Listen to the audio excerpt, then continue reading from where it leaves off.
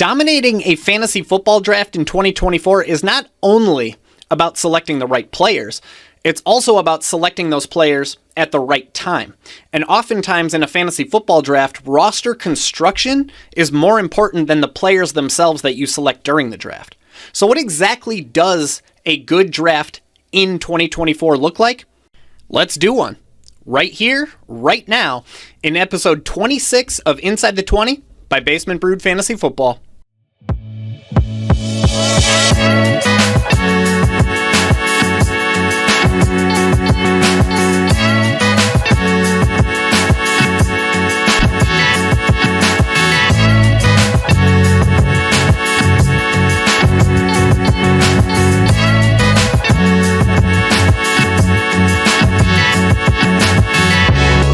We're going to do today's draft on drafters.com, which is where I play 100% of my best ball contests.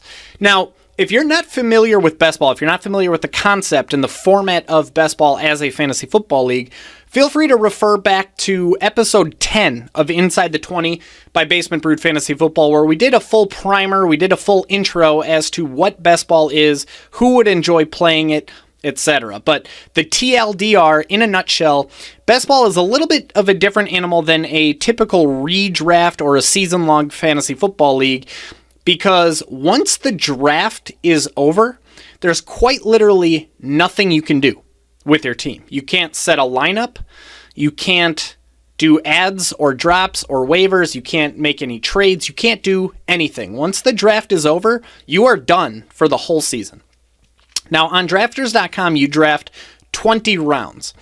And in those rounds, you're drafting enough players to serve as your depth and serve as your bench in the event of injuries, in the event of bye weeks, both of which, of course, are inevitable. That's why there's 20 rounds instead of 14 or 15, which is what you usually see in a season-long league. Now, because you don't do ads or drops, you typically want to add some depth to every position. You want to draft anywhere between 2 and 3 quarterbacks, the number of which, depending on where you take your QB1, which is the case for every position, right? You want to draft anywhere between 5 and 7-ish running backs, where the number depends on where you took RB1, RB2, RB3. In some extreme cases, you might only consider taking 4 running backs, but again, that's rare. You want to draft anywhere between 7 and 9 wide receivers, where the number depends on where you drafted wide receiver 1, wide receiver 2, wide receiver 3, wide receiver 4. And you want to draft anywhere between 2 and 3 tight ends, again, depending on where you drafted your number 1 tight end. Now, usually when I do a fantasy football draft, I, like every other Basement Brewed Fantasy Football subscriber, I'm usually using my 2024 Fantasy Football Draft Guide, which you can see here. But for the purposes and intentions of today's conversation, and frankly for my own mental sanity, while I'm only recording one screen, I am not going to be pulling up or using the BBFF draft guide, because I don't want to be shifting back and forth trying to drag the draft guide over to the screen that I'm using, that I'm recording using my camera. Basement Brewed Fantasy Football's 2024 Draft Guide is a resource that BBFF subscribers are using to dominate their drafts and get ahead of their league mates before that first football is even kicked in week 1.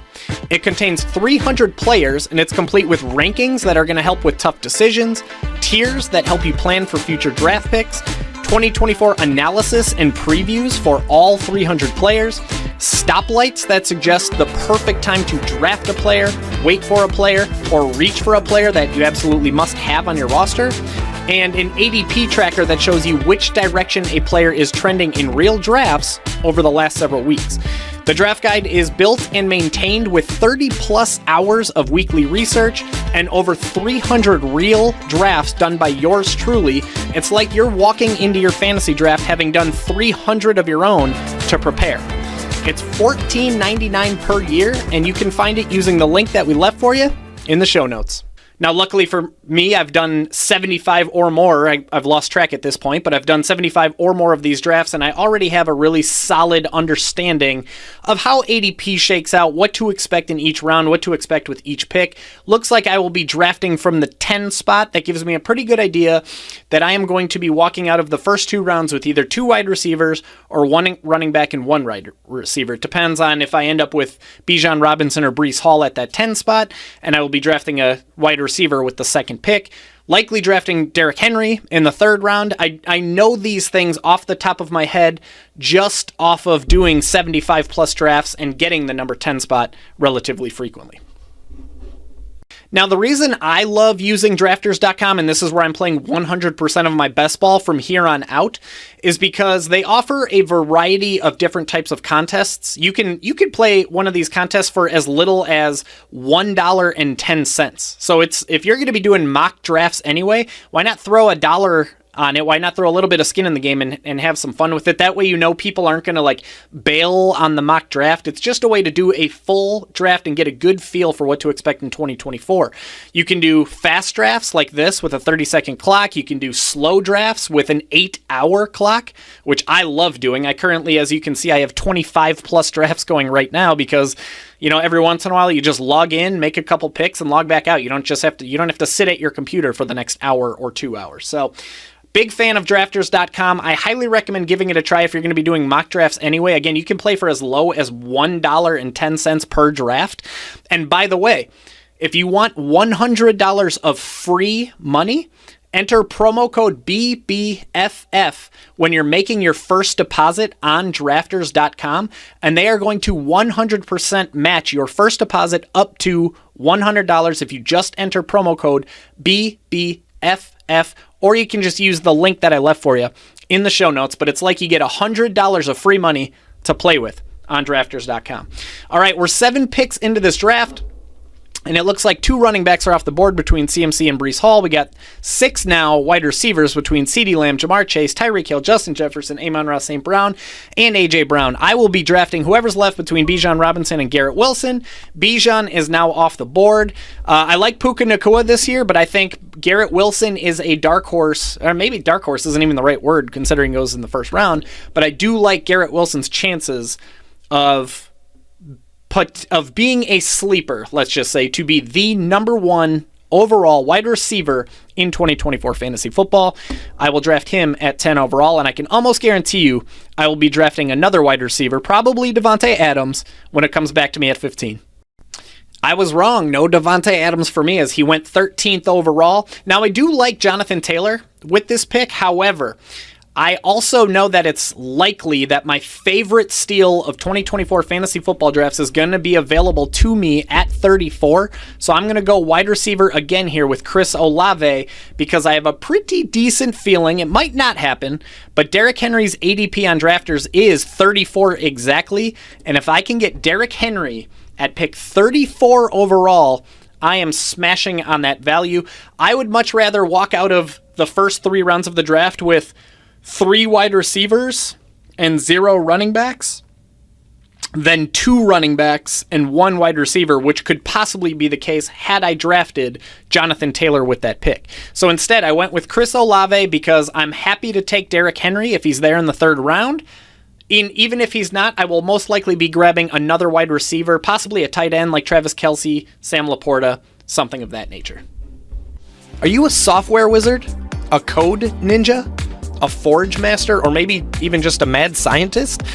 Then come build your career ladder with Infinity Labs, an award-winning technology company, best place to work, and business of the year with best-in-class benefits and compensation. Visit i-labs.tech. That's i-labs.tech today, where you can learn more about Infinity Labs, our expanding national presence, and why the status quo has no hold on us. Now, you might notice that both of my wide receivers have a Week 12 bye week. One thing I just want to know is that in a typical redraft league, a typical season-long league where you're allowed to play waivers and make adds, make drops, make trades, I don't bother with bye weeks at all, especially in head-to-head type of leagues where I'm happy to just swallow a loss in Week 12 if it means I have a fully staffed team in all the other weeks. I literally don't even think about bye weeks In a regular draft, I don't care about bye weeks. Quite frankly, in best ball leagues, I care very little about bye weeks. I use them more so as a tiebreaker than anything else. Now, it's something I'll keep an eye on, knowing that I already have 2 wide receivers on bye week 12, but I want to at least make sure I have a starting lineup, but that's really the end of it. All right, I'm coming up. Derrick Henry is gone. He's off the board. None of the running backs, there's no running backs that I like that are coming up with this next pick. I am looking at Travis Kelce, locking up my tight end 1. I also really like Christian Kirk. If you've listened to my most recent episode, episode 20, or actually not my most recent episode, episode 24, then you know I love Christian Kirk. You know I love T. Higgins, who's a guy I'll be targeting in the 4th round. But right here, I am more than happy to scoop up tight end 1, Travis Kelce, with my 3rd pick, knowing that in the 4th round, I'm in all likelihood will be grabbing another wide receiver named either Christian Kirk, T. Higgins, something like that. So after 3 rounds, I have 2 wide receivers and 1 tight end, and we'll see who I get at the turn here. Zay Flowers, if you listen to episode, 22, where I did the Baltimore Ravens, I am out. I am passing on Zay Flowers this year. Again, in episode 24, I talked about how much I am in on Christian Kirk. He seems like a steal in fantasy football drafts, so check out that episode if you want to know why I'm thinking that way. Josh Allen in the 4th round is always very good value, but it's just there's so many wide receivers here that I want to smash on, and this is where it gets actually really, really tough. For me, it's pretty clear as day. The 2 options here are either going to be Christian Kirk or T. Higgins. I got to pick one, and this is one of those moments where I look at my best. Both guys are by week 12, but again, I'm not going to sweat that. When I look at my best ball portfolio for 2024, I do have more T. Higgins than I have Christian Kirk. So in this case, I'm going to try and balance out that portfolio a little bit more, and I'm going to draft Christian Kirk over T. Higgins, but I have no problem with somebody taking T. Higgins over Christian Kirk with that pick.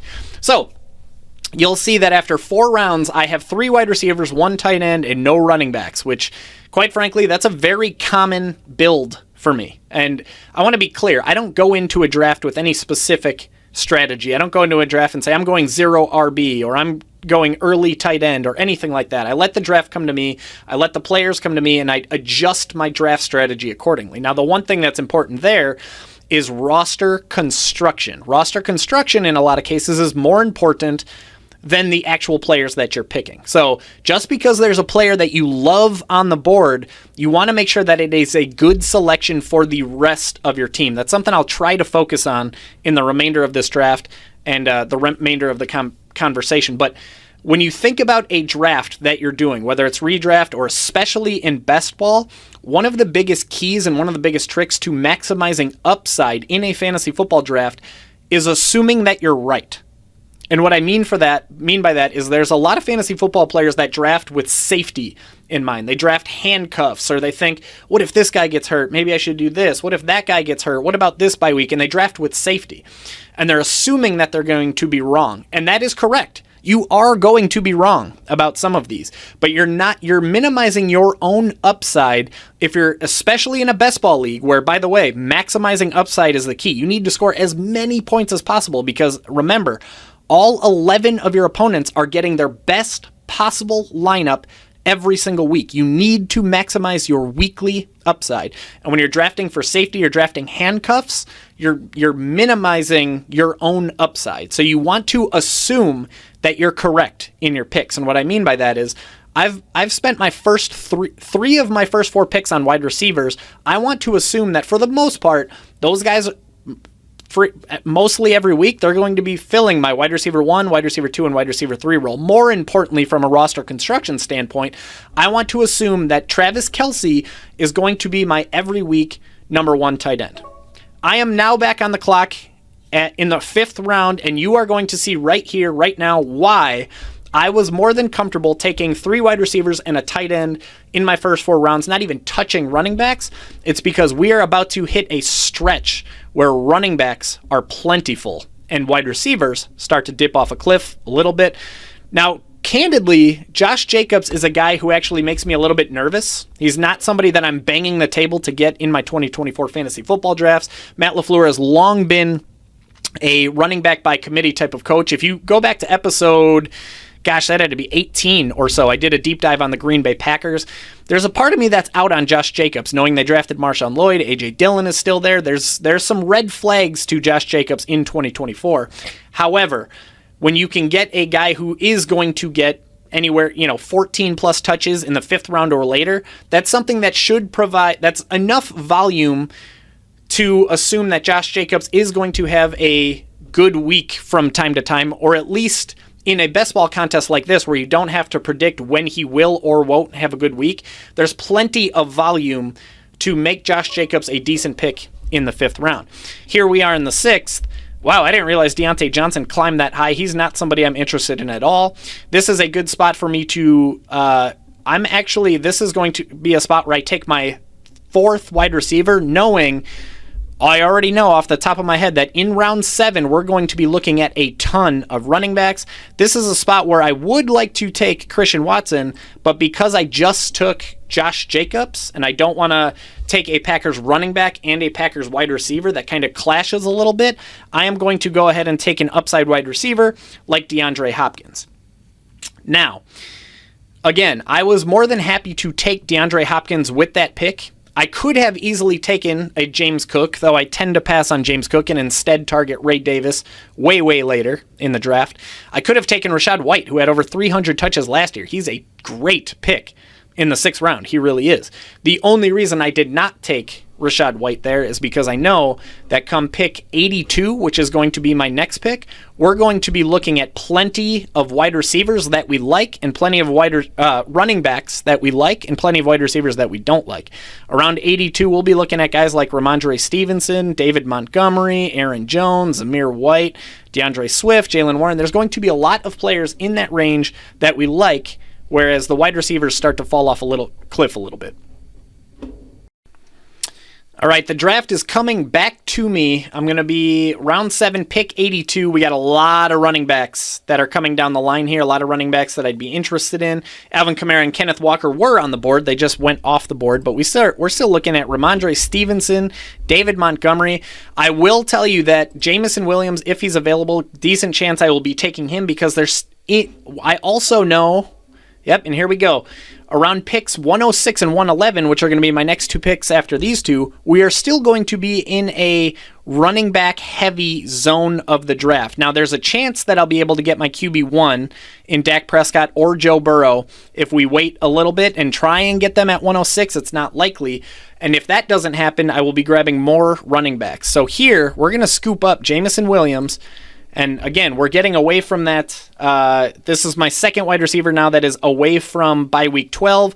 I will guarantee I will be taking a running back here with my next pick. And I'm going to have my pick of a lot of guys that are very, very similar in Ramondre Stevenson, Zamir White, DeAndre Swift. By the way, if you want a little bit of a little bit of why I'm so in on Jameson Williams in 2024, I talked about that in episode that had to be 19 or so, where I did a deep dive on the Detroit Lions. It was shortly after the Green Bay Packers. So you can get a sense for why I am in on Jameson Williams, or of course, you can just order Basement Brewed Fantasy Football's 2024 Draft Guide.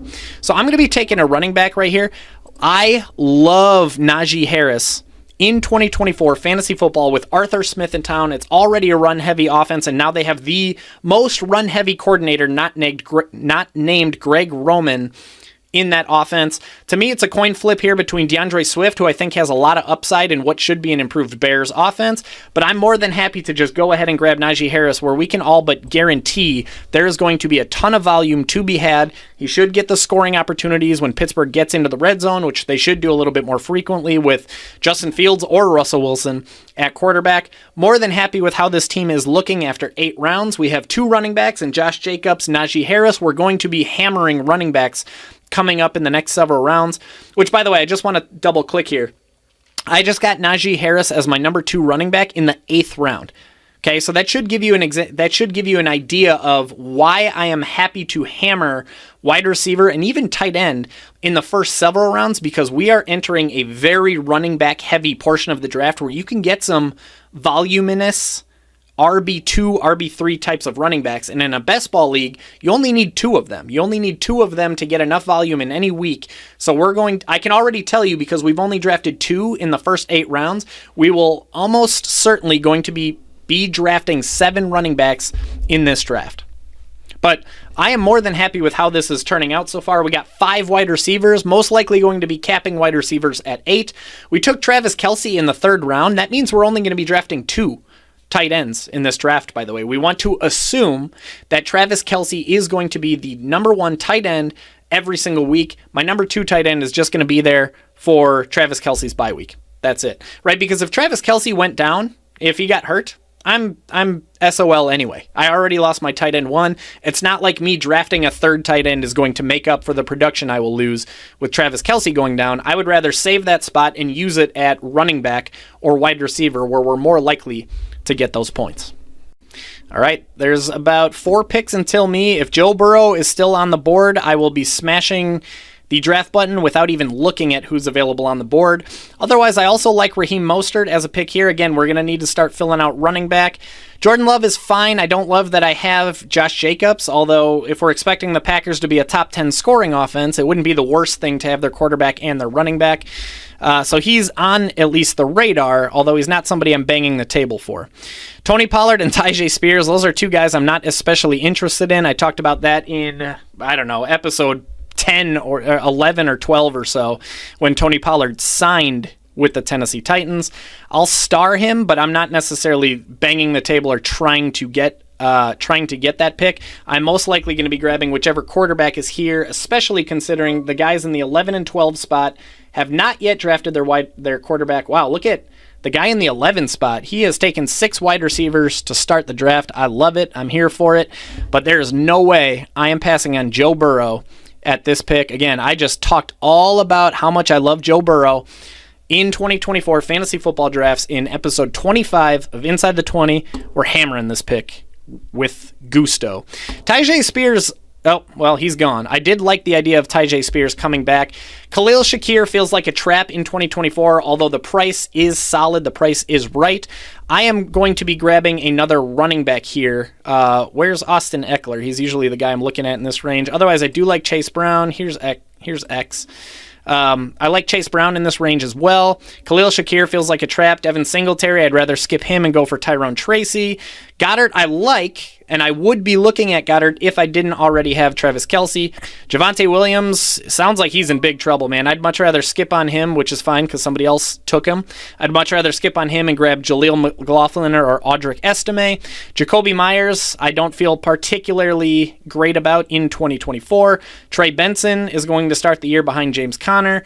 Quarterback, I already grabbed Joe Burrow, so I don't need these guys. Wick's ADP has never really made much sense to me. Eckler's ADP is 123, giving him a slight chance that he is going to come back to me in the 11th round. So I would actually prefer Austin Eckler over Chase Brown, which is who I just drafted. But there's a possibility that because Eckler's ADP is 123, which is about 6 picks away from me, there's a possibility that I can wait on Eckler the same way that I just waited on Joe Burrow and snatched him up in the 9th round at pick 106. I'm going to roll the dice and hope he comes back to me, and if he doesn't, I'll be fine taking a guy like Mike Williams. That's another steal in 2024 fantasy football drafts. I like Gus Edwards. I like Ezekiel Elliott. I don't love them for upside, but I do like them in best ball when they have those occasional big weeks. Lots of options that I didn't like here. I would have been fine with drafting a Brock Purdy if I didn't already take a quarterback, which I did with Joe Burrow. I mentioned before, Dontavian Wicks' ADP doesn't make sense to me. I really like Dontavian Wicks. Like, as a Packers fan, go Pack go. I love Dontavian Wicks and what he did for us at the tail end of last year, what he did for the Packers in the playoffs. I think he's a very talented wide receiver. I don't see where the Packers make room for him in fantasy football. He's not going to, week 1, be the starter over Christian Watson, Jaden Reed, Romeo Doubs. He's going to have to work during the season to unseat those guys, and all 3 of those guys are solid. There's no reason to expect Dontavian Wicks to pass them. And then you got Josh Jacobs, Marshawn Lloyd, Luke Musgrave. Again, I talked all about this in episode 17-ish of Inside the 20 about how there's just so many mouths to feed in Green Bay, which makes all of their skill players a little less exciting in fantasy football. Going back to the Jameson Williams pick real quick, one thing I'd love to note is that Jameson Williams is an ideal best ball guy.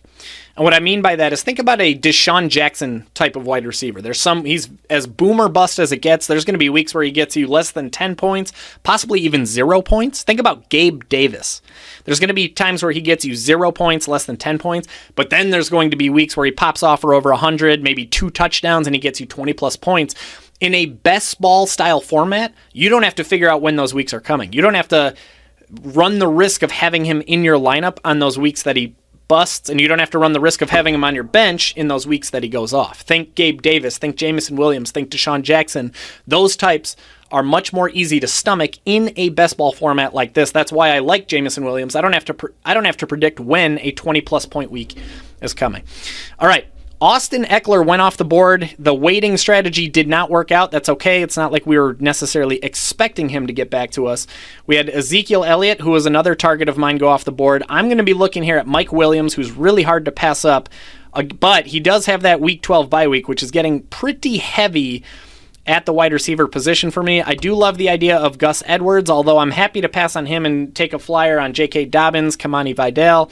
But we're getting to a spot in the draft where the running backs aren't necessarily running out, but we know that I need to start stocking up a little bit on running backs, and I'm probably going to be looking at another one here when it comes back to me in the 12th round. But Gus Edwards is my target here, knowing that he's likely going to be the week 1 starter in a Jim Harbaugh offense, a Greg Roman offense. I'm going to be taking Gus Edwards here more out of necessity than anything else. I think there's definitely a chance that he's not the RB1 by the end of the year. That could be Dobbins, that could be Kamani Vidal, but if I can get Gus Edwards, who will likely be the RB1 in a Greg Roman offense come week 1, and again, if you want to know, I should probably make this pick here. I talked about Jim Harbaugh. I talked about Greg Roman. I talked about what that means for the Chargers offense back in episode 1. That was episode 1 of Inside the 20. Talked all about what being the RB1 in a Jim Harbaugh and a Greg Roman offense can do, and it's big time, big money for anybody playing fantasy football. That's a position you want to target. Josh Downs is not somebody I'm especially interested in 2024, considering he's the wide receiver 2 at best in an offense that could be the run heaviest in football if Anthony Richardson's going to play all year. Mike Williams is really tough to ignore. The only reason I'm not grabbing him is because of that Week 12 bye week getting a little bit heavy, but I might still grab him here. My running quarterback I'm not touching because I'm already good with Joe Burrow. Tight end I'm not even looking at because I'm already good with Travis Kelce. I don't want Vidal in this case because I've already taken the Chargers running back. Again, I don't want to handicap myself. Hold on, let me think here before I make this pick. I do like Ray Davis. I'm going to wait on him. We're going Mike Williams here easily. All right.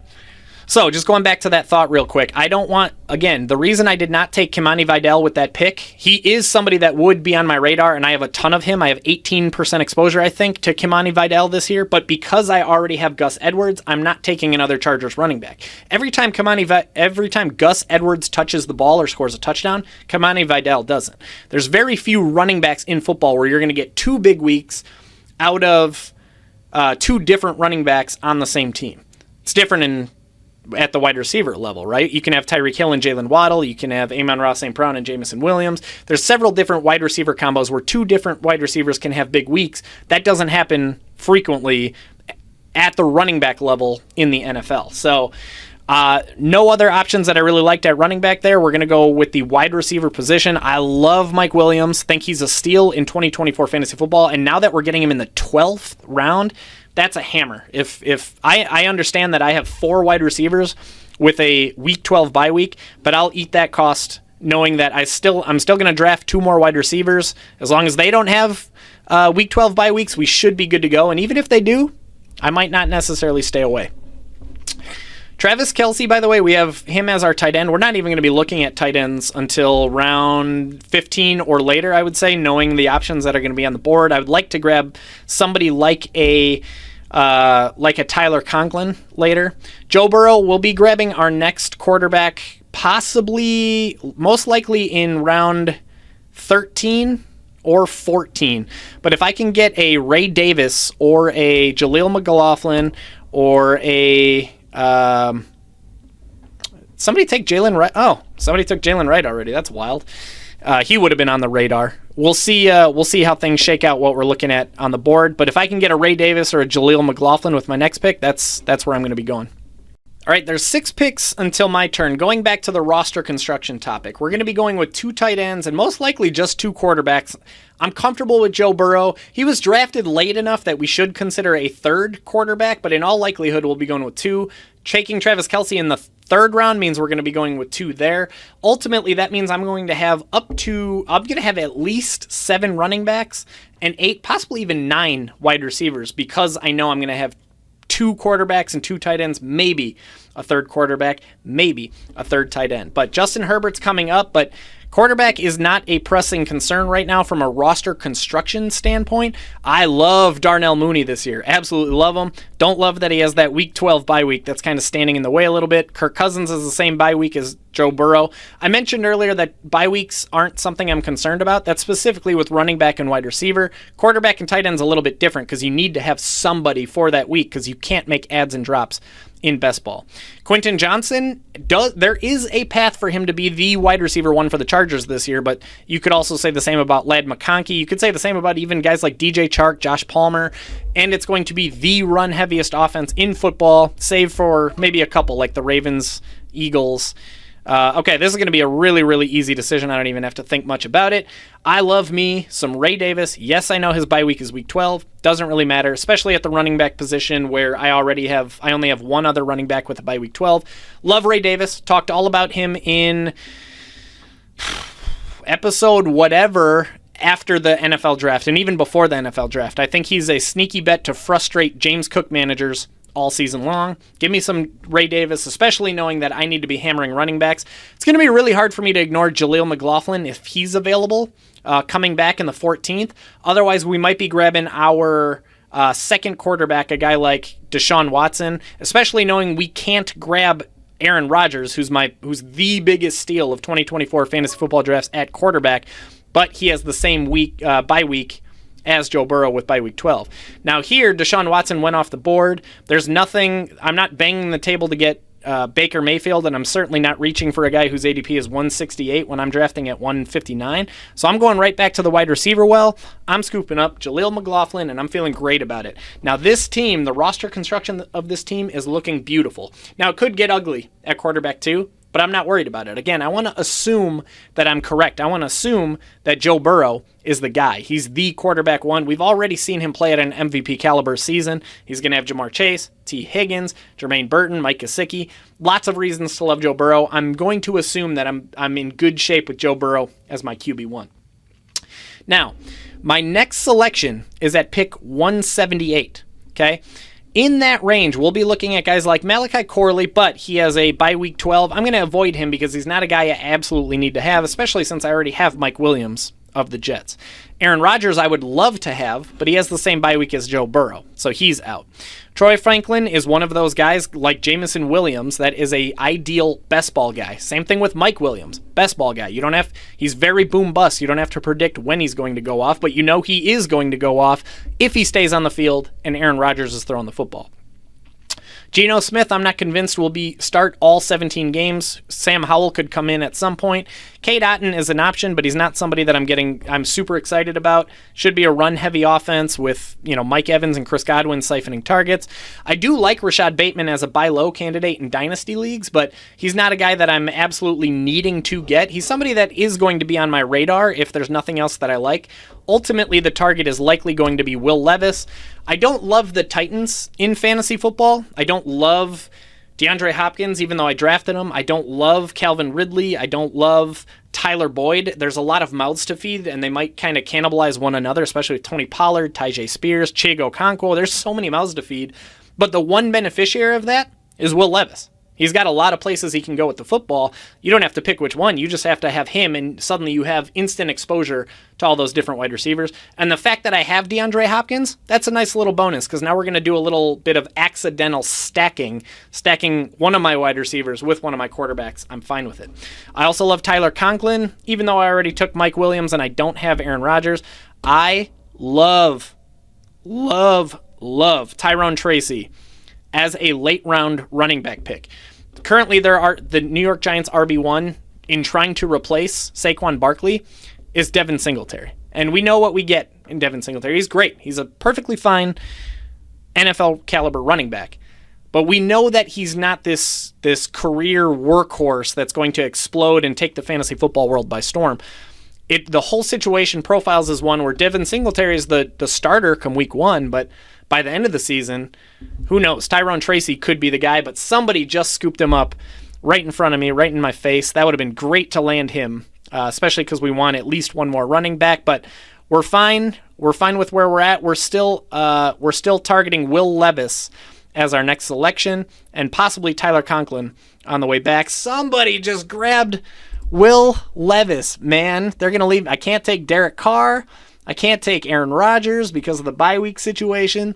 Now, the flip side of this is I could take Aaron Rodgers and still get another quarterback later, but I think for now we're going to roll the dice. We're going to instead go with Tyler Conklin. And again, you don't always want, in a best ball league, you don't want to play it safe. You want to aim for max upside. Conklin is one of my favorite sleepers in this year's draft. I talked all about Tyler Conklin in my episode where I talked about sneaky veterans that survived the NFL draft. The Jets looked like they were in play for Brock Bowers, didn't take him, and now we're looking at Tyler Conklin.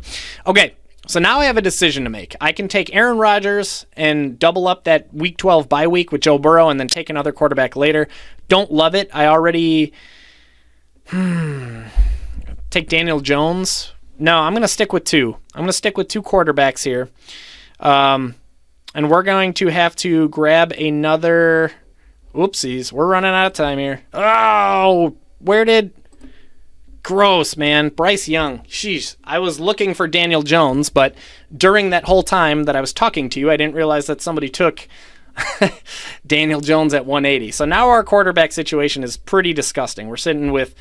Our QB2 situation is disgusting. But again, we're going to assume that we got MVP Joe Burrow. And if we didn't, this one, it's a good thing I did so many other drafts, right? But I talked all about it in episode 25. I love Joe Burrow's odds of just smashing in 2024 fantasy football. Bryce Young is just going to be his bye week quarterback. Now, if I had more time, and again, this is a big part of why I do all these slow drafts up here instead of the 30-second clock. If I had more time, I would have researched week 12 to figure out which matchups I like in week 12, and I would have tried to target that quarterback. Like if I liked Will Levis's week 12 matchup, that's the main week that I need him, knowing that Joe Burrow is on bye in week 12. I would have done that research. But really, we were running out of options. And in best ball, again, you can't do ads, you can't do drafts, there's no waivers. So you need to essentially make sure that the quarterbacks that you do grab are quarterbacks that are going to start all 17 games. That's the reason I didn't take Geno Smith. I think it's a possibility Sam Howell starts some games there. Right? It's the reason I don't want to take a guy like Drake May. I like Drake May. I love him as a prospect, but Jacoby Brissett might be the week 1 starter. I love Russell Wilson in fantasy football, but Justin Fields might end up being the guy at some point during the season. All right, 4 picks left to go in this draft. I have 2 quarterbacks, I have 2 tight ends, and I'm going to keep it there, meaning my remaining 4 picks I can use on wide receivers and running backs. Now, I know I want to have at least 8 wide receivers, and I currently have 6. So 2 of those next 4 are going to be wide receivers. I currently only have 6 running backs. Now, I want to get at least 7 running backs. I didn't take my first running back until round 5. I didn't take my second running back until round 8. I didn't take my third until round 10. We're either going to be going 9 wide receivers and 7 running backs, or 8 and 8. Right now, I need to make my next decision. Deontay Foreman, I really like as an option. thinking that Nick Chubb might not be available come week 1. I also really like Zay Jones. There's a lot of options here that I'd be perfectly fine with, but ultimately, we're going to roll the dice on D'Onta Foreman, thinking that Nick Chubb might not be ready to roll week 1, and if he's not, D'Onta Foreman has a very good chance of being the early down running back. Yes, I know they have Jerome Ford, but he kind of proved to be just a guy last year. So D'Onta Foreman is my number 7 running back. I'm really hoping to see Zay Jones come back to me here in the 18th round. There's a chance that he lands the wide receiver 2 role in a Kyler Murray offense, which definitely could pay dividends. Yes, they have Marvin Harrison Jr. Yes, they have Trey McBride, but there is room for a third option in that offense, and Zay Jones has a chance to land that role, which could be fantasy friendly, and if not, we're talking 18th round pick here. If I miss, I miss. Zay Jones it is. Now, 2 picks to go. I have 2 quarterbacks, I have 2 tight ends, I have 7 running backs, I have 7 wide receivers. I will for sure be grabbing at least 1 more wide receiver. Possibility that I'm grabbing an 8th running back, though I have to admit that's rare.